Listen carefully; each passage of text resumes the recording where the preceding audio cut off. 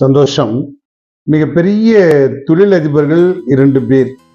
நிறைவாகவே பேசுவார்கள். அவர்கள் தொழில் பற்றி, வியாபாரம் பற்றி நிறைய பேசுவார்கள். ஒரு முறை ஒரு தொழிலதிபர் இன்னொரு தொழிலதிபர் கேட்கிறார், என்னுடைய பணியாளர்கள் புரிந்து கொள்ளவே முடியவில்லை.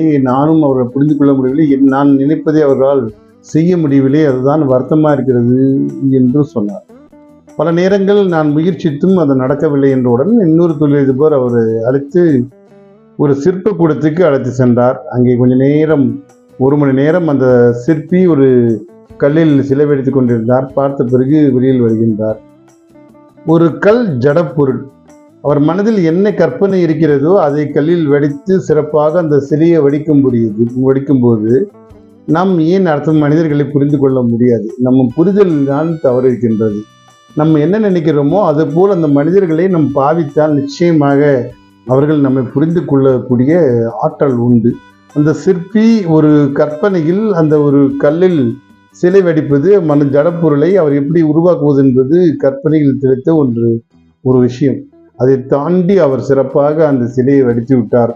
நீங்கள் கண்கூடாக பார்த்து கொண்டிருக்கிறீர்கள். இதுதான் காரணம். நம் மனிதர்களை கற்பனையில் இல்லாமல் அவர்கள் நம் நிஜ உருவத்தில் கொண்டு வந்து நம் எண்ணங்களை பாவித்தால் அவர்கள் நீங்களும் புரிந்து கொள்ளலாம், அவர்களும் நம்மளை புரிந்து கொள்வார்கள் என்று சொன்னவுடன் அவர் அப்போதுதான் சிந்தித்தாராம். நாம் சில கற்பனைகள், அந்த விஷயங்களை உள்ளுக்குள் நிறுத்தி அது போல் அவர்களை நாம் அணுகினால் நாம் நினைப்பது போல் அவர்களை மாற்ற முடியும் என்பதை உணர்ந்து கொண்ட பிறகு 2 பேரை சிரித்து கொண்டு சென்றார்கள்.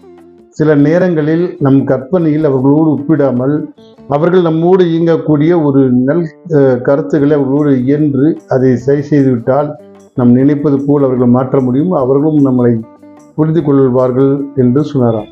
சந்தோஷம். வாழ்க வளம்.